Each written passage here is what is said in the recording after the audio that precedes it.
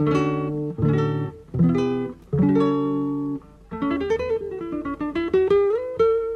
Central 3 apresenta o Cinema Nacional em Revista. É o Central Cine Brasil.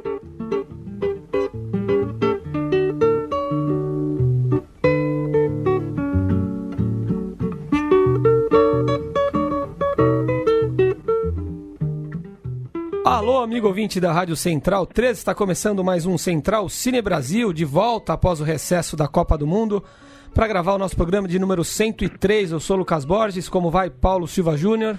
Olá, Lucas, um abraço para quem acompanha o Central Cine Brasil, voltando, né, depois de tempos em que a gente precisou dedicar aqui nosso horário à cobertura da Copa do Mundo, com um filme que está em cartaz e a gente retoma agora para esse segundo semestre e seguir acompanhando aí os lançamentos do cinema nacional. Exatamente, vamos falar hoje de Tungstênio, filme baseado na HQ de Marcelo Quintanilha, premiado HQ de Marcelo Quintanilha e dirigido pelo grande Heitor Dália, de Cheiro do Ralo, A Deriva, Serra Pelada, e estamos com o Heitor no telefone. Como vai, Heitor? Tudo bom? Muito obrigado por nos atender. Tudo bem, prazer estar aqui conversando com vocês.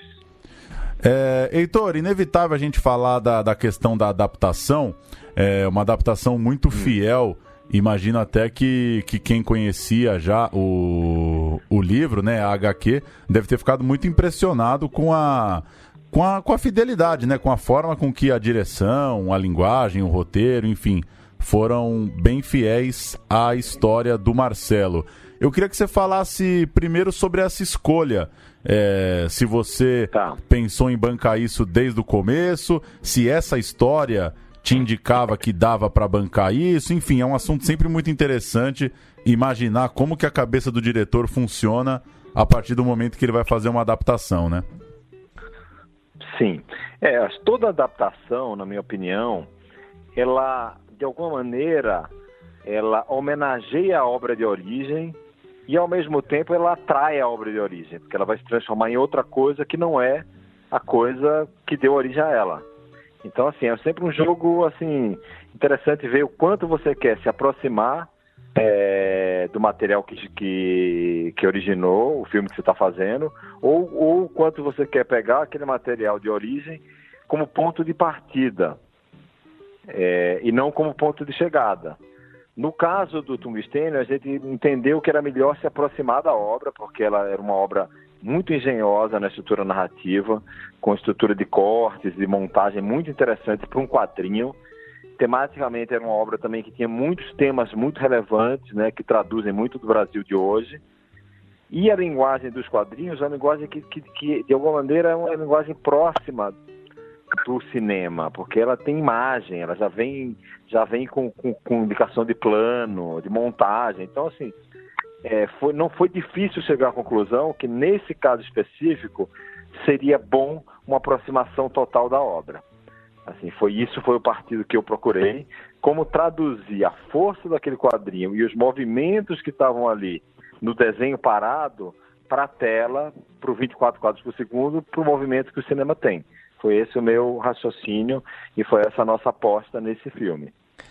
Heitor, você é um cineasta de uma obra bastante heterogênea, né? Tem aí uma adaptação de um livro bastante sui generis, que é O Cheiro do Ralo, um filme com grande elenco, Serra Pelada, drama familiar, A Deriva, né? Fez Nina também.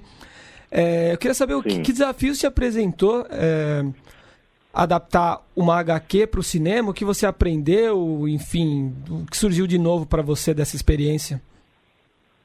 Tá. Na verdade, assim, tem autores que gostam de repetir o mesmo universo e eles têm uma assinatura muito própria e particular que você reconhece em toda a obra que vai, assim, sabe? E tem outros não, que gostam de mudar de assuntos, universos temáticos e estéticos, que é um pouco o meu caso. Eu não sei explicar muito bem porquê, mas eu normalmente gosto de fazer essa variação temática, porque você sempre encontra um desafio novo que você não passou por ele antes numa obra anterior. Então você está sempre se colocando numa zona de risco e uma zona de exploração desse novo território. No Tungstênio foi um pouco assim, né? Porque era um quadrinho muito interessante, é um universo que me interessa, isso assim, já tem vamos dizer, uma anterioridade nas minhas obras anteriores. O Nina, a protagonista, é um quadrinista. O Cheiro do Ralo, como você falou, é adaptado de um romance escrito por um quadrinista, que é o Lorenzo Mutarelli. Então eu já tinha uma ligação com esse universo, gosto bastante de quadrinhos. E aqui foi um desafio de realmente tentar traduzir aquela potência daqueles quadros do Marcelo, né, para uma linguagem de cinema. Então foi a escolha das lentes, né, com as angulares, que é uma indicação que tinha no quadrinho em alguns pontos, e no filme a gente fez o filme inteiro, todo para 12, que é uma grande angular, 12 milímetros, assim, que distorce tudo, traga o espectador para dentro da narrativa, você é engolido pelo filme. Então foi um processo de compreensão do que era a obra do Marcelo, especialmente a linguagem de montagem, porque ele trabalha com uma ação em tempo contínuo, flash forward e flashbacks. Assim, ele mistura todos esses 3 tempos numa estrutura narrativa, sendo que cada personagem está num tempo narrativo diferente, extremamente complexo, muito sofisticado a estrutura do quadrinho, por isso que foi premiado. E aí a gente tentou traduzir isso para o cinema. Então foi esse o nosso desafio, a busca, foi um aprendizado, aprendi bastante coisas, como traduzir um universo realista, porque o filme se passa na Cidade Baixa de Salvador, trata de tensões sociais brasileiras bem fortes, mas ao mesmo tempo ele tem uma linguagem do HQ, que é uma linguagem mais pop, mais dinâmica, tem uma linha de entretenimento também muito forte. Então, como conciliar esses 2 universos? Acho que esse era o meu principal desafio, e foi isso que a gente foi buscar durante a realização do filme. E falando um pouco desses personagens, né, de todas as questões pelas quais o filme passa, né, um senhor com uma nostalgia da ditadura, o machismo, a violência. Eu queria saber como que você e o trabalho do trio de roteiristas também, se você em algum momento pensou em trabalhar de forma diferente alguma dessas questões, já que às vezes isso acontece em adaptações, né? A pessoa tem lá uma história, um eixo ali da história, e acaba trazendo outros elementos, ou intensificando alguns, suavizando outros, enfim, esses temas mais espinhosos. Como que você tratou de assiná-los no teu filme? Então, na verdade, quando eu comecei a adaptar o universo do Marcelo, eu não entendi, quando eu estava fazendo, o quanto o HQ traduzia o Brasil de hoje. Porque ele fala do racismo estrutural, tema 1, né, da violência policial, né, que a gente está vivendo isso no Brasil inteiro, especialmente no Rio de Janeiro, sobre intervenção militar. Fala da questão de gênero, da relação abusiva desse policial com a mulher dele, que é um tema ligado ao feminismo, né, que é um debate atual. E esse policial, esse ex-sargento, que tem saudade da ditadura militar, que era um personagem cômico, irônico no quadrinho, e que, olhando o Brasil de hoje, ele se torna muito representativo do que está acontecendo hoje. A gente tem uma intervenção militar no Rio e tem um candidato a presidente da República que evoca esse tempo. Não mais como comédia, mas aí como tragédia, na minha opinião. Então a gente tem uma tradução muito do que está acontecendo no Brasil de hoje. Assim, sabe? São temas muito fortes. Assim, a gente abordou todos os temas de frente, sem medo dos temas, porque os assuntos precisam ser discutidos até para a gente chegar em alguma conclusão. Mas eu, na verdade, traduzi o universo do Marcelo, que é um quadrinista que mora muitos anos fora do Brasil, e ele, como ninguém, é um cronista dos nossos subúrbios. Ele fala do Brasil periférico como ninguém, assim, sabe? Um Brasil, por exemplo, que é não branco, né? Toda a obra do Marcelo você vê personagens que não são brancos, são negros, ou são pardos, ou são de uma paleta de cores diferente do branco, que é a cor do Brasil.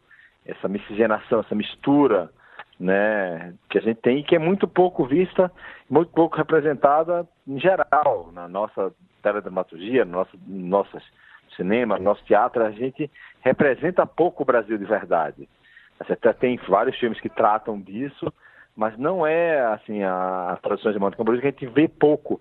E o Marcelo entendeu isso lá atrás e faz a obra dele inteira há anos baseado nisso. Então, por isso, tanto sucesso fora, né?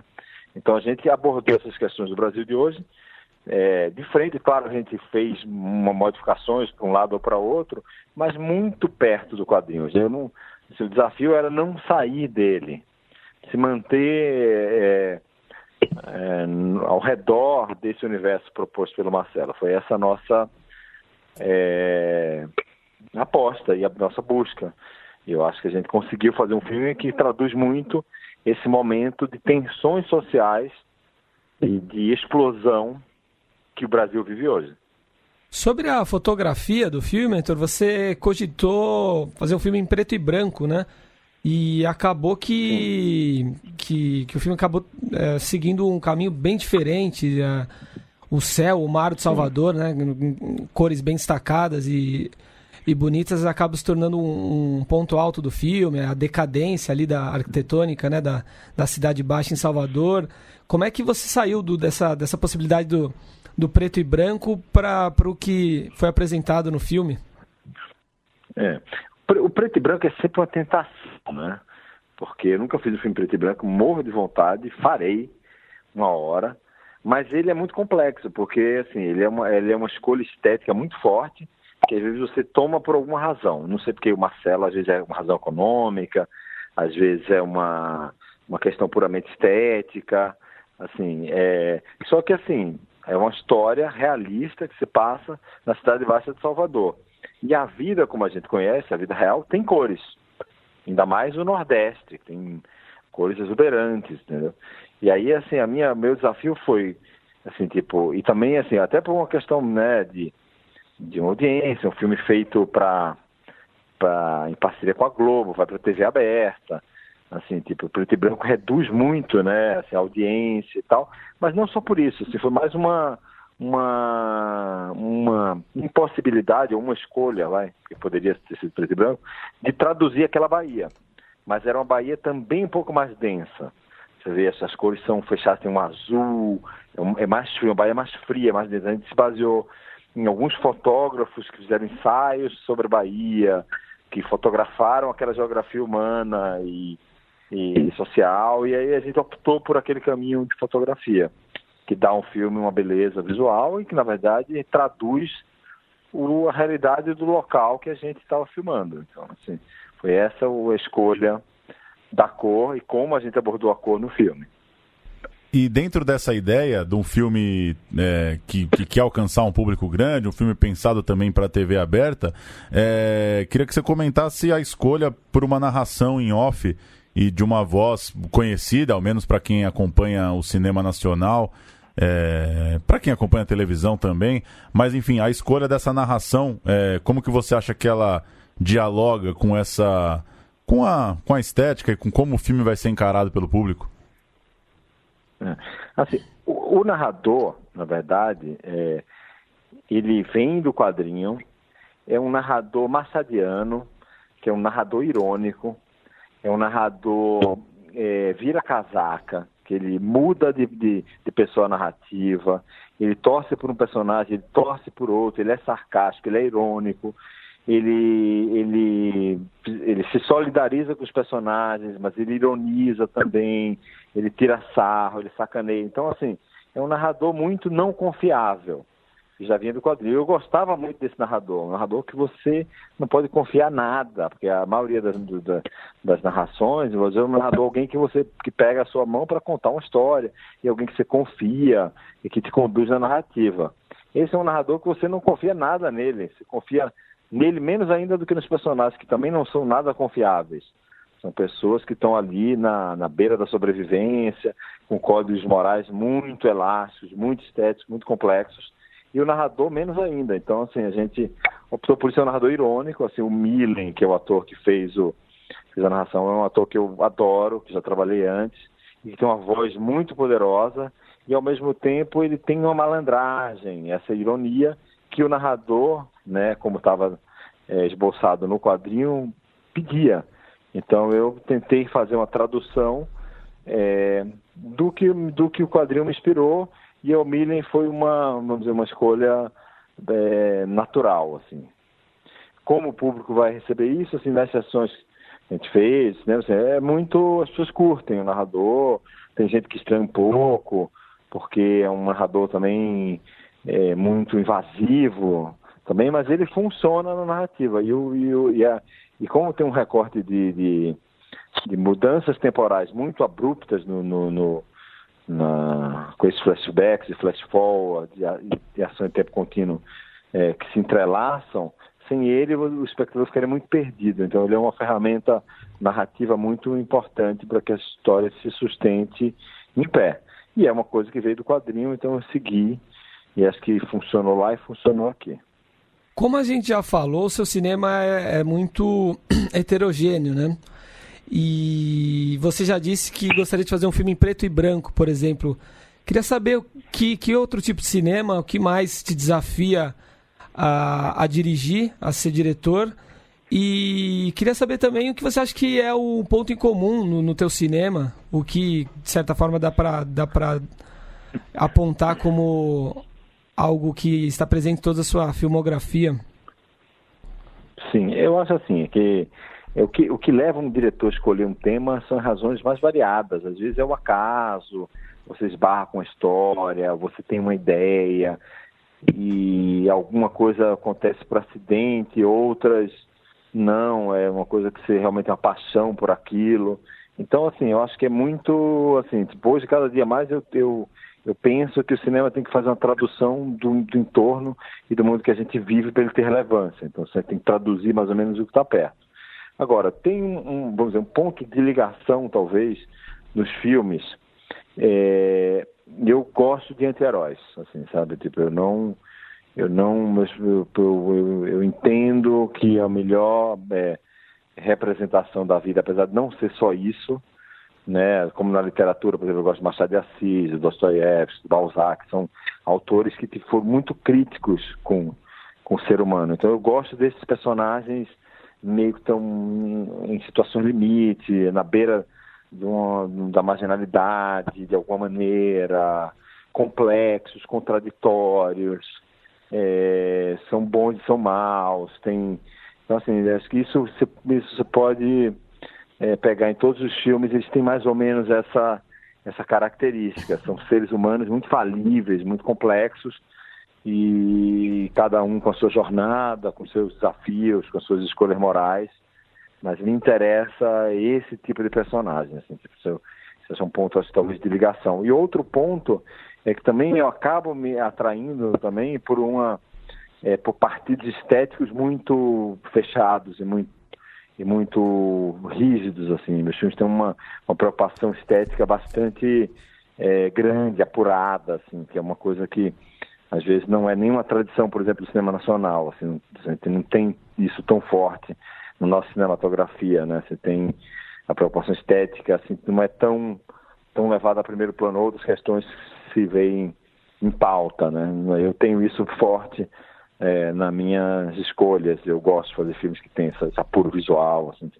Então, talvez essas duas coisas que possam ser um ponto de ligação nesses universos tão distintos que são esses filmes, né?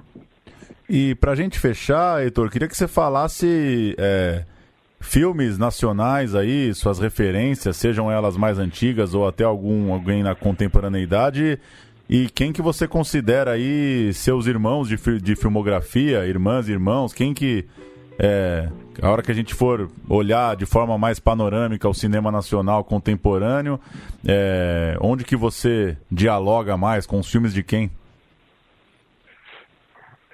Olha, assim, de filmes, assim, tipo, vamos dizer, falando mais genericamente, antigos, eu adoro o Glauber, por exemplo, o Cinema Novo, adoro o Pagador de Promessas, filme. Tem vários, assim, autores que são bastante interessantes, assim, sabe? Dos autores mais contemporâneos, gosto muito do trabalho do Walter Salles, tem um trabalho super consistente, do Fernando Meirelles, que eu já trabalhei na O2, admiro muito o trabalho do Fernando. Tem os meus conterrâneos pernambucanos, que tem um cinema super interessante, né? O Cláudio Assis, o próprio Kleber Mendonça. Então, assim, você tem toda uma geração, assim, tipo, bem interessante. Tem vários outros, sabe, o Carinha, tem vários autores que eu curto, a Laís, sempre tem muita gente boa fazendo cinema no Brasil, assim, sabe? Com relação assim, à filiação estética, assim, tipo, eu não consigo, assim, tipo, encontrar essa, por exemplo, irmandade que você fala, entendeu? Porque você precisa de umas escolhas muito... que saem um pouco do panorama do cinema brasileiro, assim, tipo, até uma dificuldade de me encaixar em que lugar que eu estou nesse lugar, entendeu? Porque são muito únicos, muito particulares, então, assim, eu não consigo ver um universo que eu me encaixaria, assim, como acho que isso é uma coisa meio, assim, particular mesmo, do cinema que eu faço, das escolhas que eu faço, assim, tipo. Mas, assim, claro que eu sou influenciado por essa geração da retomada do cinema, né? Tem vários diretores aí que a gente vem traçando juntos essa jornada de muitos anos, né? Então, assim, então me influencia, eu olho para o trabalho deles, mas não consigo me ter essa filiação estética tão próxima. Assim, precisaria pensar um pouco melhor para dizer, entendeu? Mas não consigo, na cabeça, achar essa irmandade tão fácil. Bacana, Heitor, muito obrigado. O Tungstênio segue em cartaz ainda em algumas salas, né, aqui em São Paulo, no Espaço Itaú da Augusta, por exemplo. Em breve nas telas da Globo também, né? Sim. Já tem alguma previsão? Muito obrigado. Não, estamos começando a conversar quando vai ser isso na Globo, mas deve ser em breve, porque assim que sai de cartaz, entra nesse projeto dos filmes da Globo, que tiveram outros filmes nessa mesma, vamos dizer, essa mesma linha, que são pequenos filmes com temas atuais e relevantes, Aos Seus Olhos, da Carolina Jabô, Sob Pressão, do Andrucha, e aí o Ferrugem, do Ari Moritiba, o Tungstênio. Isso é uma linha de filmes bem interessantes, contemporâneos, atuais, que traduzem um pouco do que a gente está vivendo no Brasil atual. Deve ir logo para a televisão. Maravilha. Valeu, Heitor. Obrigado pelo papo. Até uma próxima. Tá bem. Obrigado, gente. Foi um prazer. Obrigado. Prazer é nosso. Realmente, como o Heitor destacou, o tempo do filme, né? A escolha cronológica que já vem da HQ é muito interessante mesmo, né? Ele brinca, mexe de uma forma muito, muito inteligente, né? Com a passagem de cada personagem, né? Parece meio que um conto, assim, né?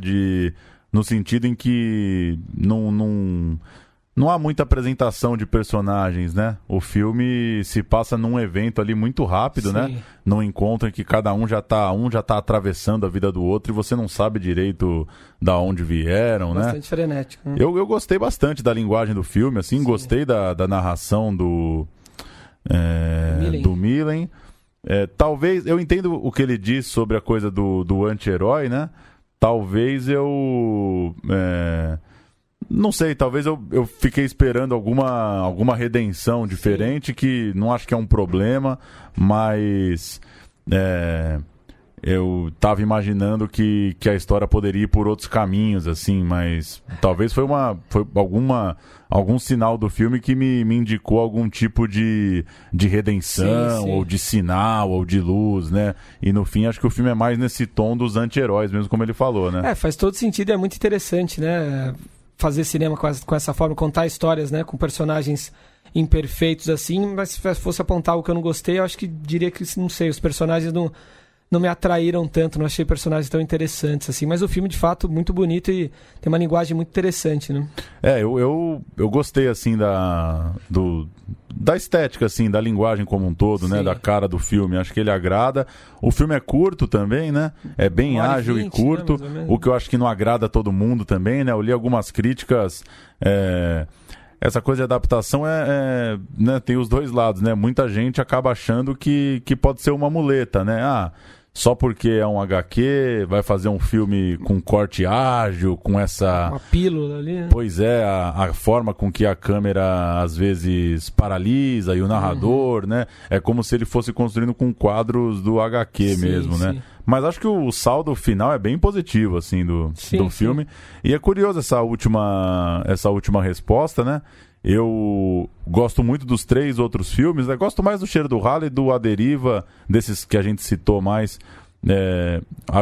Gosto mais deles ainda do que do Serra Pelada ou do que o Nina. E, de fato, são filmes bem diferentes, né? Não tem muito... a filmografia do Heitor Daly, assim, é uma coisa...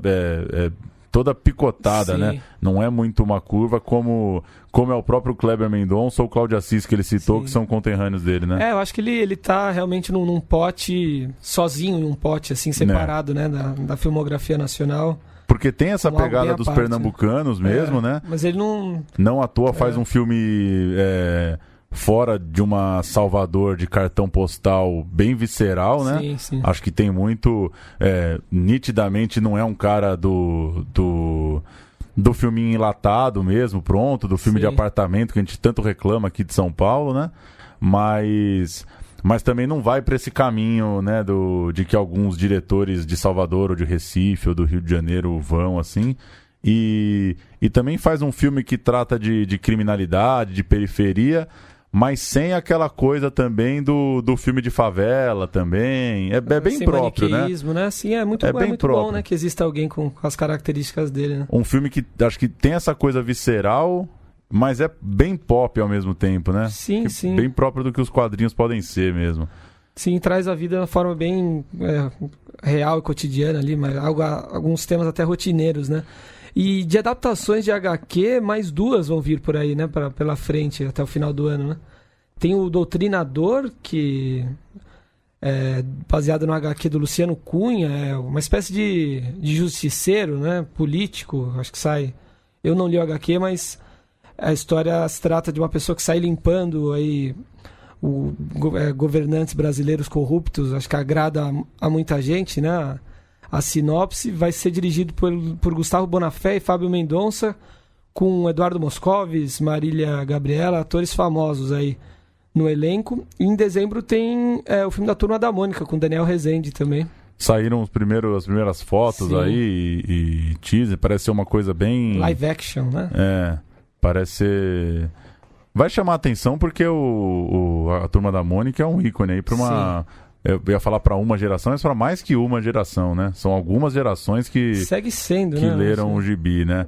E só registrar, eu falei na hora da conversa sobre os roteiristas do trio, Marçal Aquino, Fernando Bonassi e Jorge Moura. 3 referências aí, né? Do cinema nacional, assinando uma porrada de filmes.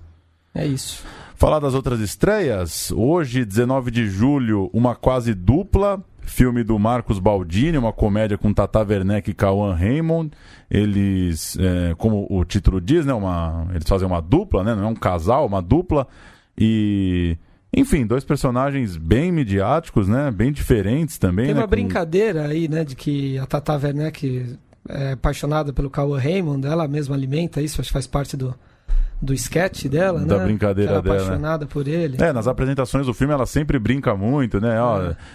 Tem beijo no Cauã, tem abraço no Cauã, cria uma imagem ali sobre o colega. E no dia 26, na semana que vem, 20 anos, um documentário passado em Cuba, dirigido pela Alice de Andrade, e Alguma Coisa Assim, drama do Esmir Filho e da Mariana Bastos. Sobre a Tata Werneck, Toque foi um filme legal, né? A gente falou aqui, conversou aqui com os diretores, né? Sim. E acho que foi um filme interessante, fugiu do padrão das comédias nacionais. E Alguma Coisa Assim está sendo rotulado já como o Boyhood brasileiro.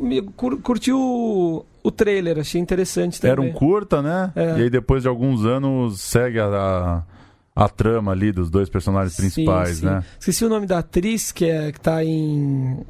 O Gabriel e a Montanha também, né? Sim, eu vou abrir aqui só para... Muito boa atriz. Ela faz parte de um casal ali que cresceu em São Paulo, enfim, vai até a Europa. Tem tudo para ser um filme muito bom. O filme passou no Festival do Rio, né? Ganhou prêmios do Rio. E é isso. Só agora eu abri a ficha aqui. As cenas filmadas são 2006, 2013 e 2019.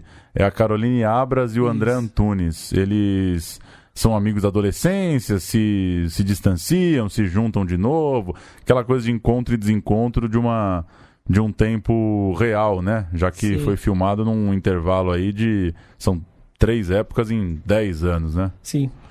O Festival de Gramado chega à edição de 46, número 46 do Festival de Gramado, agora em agosto, com os seguintes longas: 10 Segundos para Vencer, filme carioca do Zé Alvarenga Jr., O Banquete, da Daniela Thomas, Benzinho, que rodou lá fora, né? Filme carioca do Gustavo Pizzi, A Cidade dos Piratas, do Rio Grande do Sul, do Otto Guerra, Correndo Atrás, no Rio de Janeiro, novo filme do Jefferson D., Ferrugem, citado agora pelo Heitor Dália, lá do paranaense Ali Muritiba, Mormaço, no Rio de Janeiro, da Marina Meliandi, Simonal, filme também no Rio de Janeiro, do Leonardo Domingues, e A Voz do Silêncio, filme de São Paulo, aqui do André Ristum. O Benzinho estreia em agosto também, né? O trailer já pode ser visto aí. O filme foi premiado em Sundance, né? Isso, Um Garoto Vai Morar na Alemanha, né? Um filme de um drama familiar ali, né? Sim, também promete. E a Mostra Sesc Cinema Mostra Sesc Cinema Paulista, começou aqui no Cine Sesc, na Rua Augusta, com uma seleção de mais de 40 filmes de realizadores do estado que ainda não estrearam em circuito. São sessões gratuitas que acontecem até 25 de julho, com 6 longas na programação. Antes do Fim, do Cristiano Burlan, Escolas em Luta, sobre o qual já conversamos aqui também com os diretores Eduardo Consone, Rodrigo Marques e Thiago Tambelli, Fora de Campo, da Luísa Zaidan e do coletivo Meucana, Intimidade Pública. Também já teve aqui, né, a época da Mostra Tiradentes, né? Luciana Canton, né? Os Cowboys do Apocalipse, de Diego da Costa, e Largou as Botas e Mergulhou no Céu, seu e de Bruno Graziano, Raoni Gruber e Cauê Gruber. É isso, a mostra. O Sesc está abrindo espaço para filmes fora do cartaz.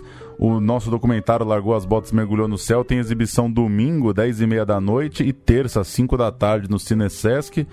Ontem, quarta-feira, eu tive lá na abertura e bem legal a iniciativa, assim, uma abertura com 5 curtas, todos muito fortes, assim, de temas bem atuais, assim, temas bem contemporâneos.